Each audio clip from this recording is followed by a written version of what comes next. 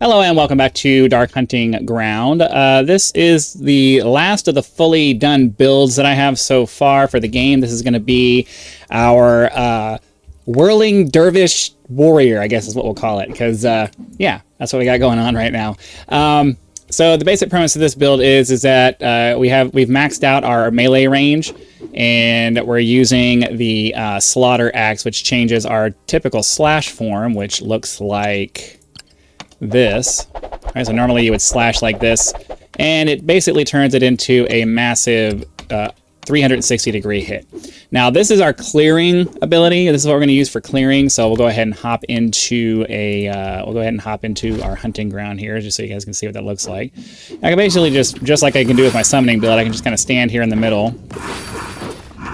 and just kill stuff as we go, right? So that's just the basic premise of the clearing part of this build. We make one minor change whenever we're going to go fight something that we know is like a boss. So we just run around and kill this guy, get the portal, pick up all of our stuff, and then we head back into the thing just so you guys... That was just a demonstration so you guys could see what the build looks like. The problem with it is it's a little bit slower than if you want to use just the regular attack like this. This attack's a little bit... The attacks on this are a fair bit more rapid. So you want to, when you're doing single target, you want to switch back over to this. So just swap it out with another ability that you want to use. But for the most part, you're going to be using the Slaughter Axe to get this nice swinging around your entire thing kind of thing going on. So let's go through the abilities and all that stuff really quick so you guys can see what's happening. We have the Slash, which has been converted to Sweep with that one ability, but you can swap it back and forth as you want. We've done Pure a couple of times just to add some damage. I got Fury on here to help stack Fury to increase our overall damage output. We have Enlarge, which further increases the range of our ability. A couple of armor breaks on here, just because I haven't found anything to replace one of them yet. And then Fast just makes the ability go a little bit faster. So, you know, anything that makes our abilities proc more often is better.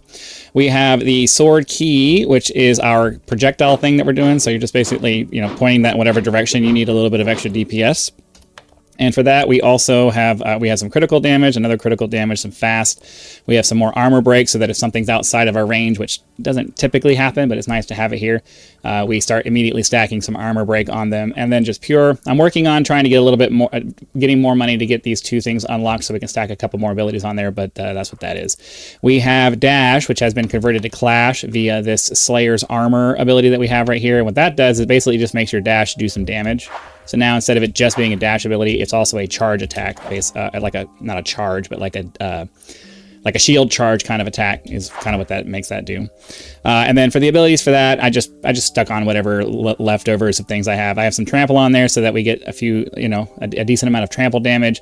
Some infusion, which I needed at the beginning because I needed some mana regen. I just haven't gotten around to pulling this out and putting something else on there. We have this barrier, which gives us a little bit of damage reduction whenever we use this ability. So if you're dashing out of the way, you kind of want some damage reduction. I just happened across this barrier slate, and that was really nice. And then I just stuck a Pure in here because I haven't found anything else interesting to stick in there. So that's what we have for our abilities. For the pathway, we did all warrior on this one, and I was primarily sticking with damage, so all of the damage nodes, and then any of the melee attack range nodes that I could pick, I took those as well as Fury, because we're trying to maximize our damage and the range at which we can inflict that damage while still maintaining a melee build, because, you know, this is a warrior, basically a warrior, so I want to do a melee build. And then outside of that, I really went with stacking as much life as I could. As you can see, we're down there at almost 2,500 life. And the reason for that is that the specialties that I chose for this is the Blood Boiling, which increases our life by 200%, or by 200 points.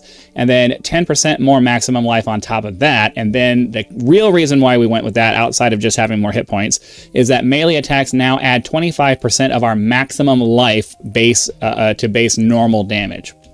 So basically, we're getting an extra, whatever 25% of this is something like 5 or 600 damage, something like 6 times 4 is 24. Yeah, we're getting like 600 extra damage every time we hit because we stacked so much life on top of everything that we have right now. So The other thing we did was animated flesh, which gives us 30% more maximum life, which is why we have so much extra life. It removes our mana, and basically our skills come out of our life, but I have so much regen on the character that you don't even really notice it, because I mean, like, I'm doing this and you can see it's kind of, the life bar is kind of flickering down there a little bit, but it's not really doing anything because obviously we have so much regen. So blood boiling and animated flesh are going to make it so we have crazy amounts of health, and the health, because of the blood boiling, gives us quite a bit more damage than we would have otherwise. You could go irritable for the fury, as well as raging for the fury, to like just go full fury. I didn't find that did as much consistent damage as I wanted it to do, so that was my personal experience. That's just kind of the way I went with it. But yeah, this is the skill tree that I chose so far. I'm also playing the beta now, which also introduces these cognition points that you can start putting into some additional things around all of the stuff that you're doing. So I'm kind of working on those right now. More melee attack range. I guess once I get both of these, I'll have 100% melee attack range. Or I don't know if I have to do both of these before I get the benefit. I'm not really sure how these work. The game doesn't do a very good job of explaining the details of things. It just gives you kind of a broad overview, whatever it is you're trying to do. But it is what it is. As far as relics, we are doing almost all limited principle because I want the extra 30% damage and the extra abilities that come from just having, like, we stuck with a single talent tree, so I want to stick with that. Also, I have the bloodthirsty knife, which every time we hit, we get a 12 life back, and then obviously the Slayer's armor and Slaughter axe, which are adding, the Slaughter axe is doing that, and the Slayer armor is doing that. So that's what those are for. And then I think, and then the spirit options that we took. It's this guy down here.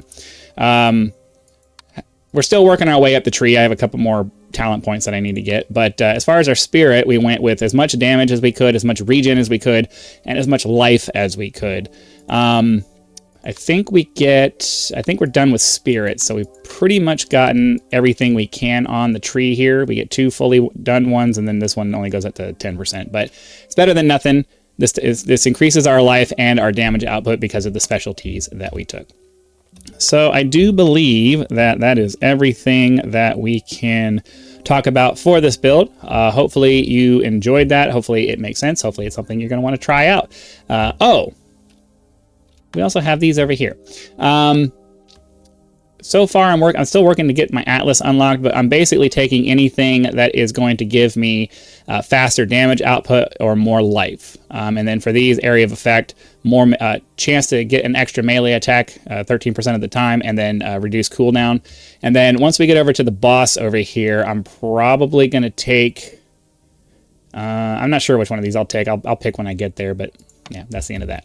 But most of the build is in everything I talked about before, all of that. So thank you very much for watching. Be sure to click the like button, subscribe to help us reach 10,000 subscribers. Join as a member for early access to videos, among other perks, or you can just leave YouTube's version of a tip with that thanks button. I also have PayPal and Patreon links in the description if you prefer to go that route. But other than that, thank you very much for watching, and I'll see you for the next video.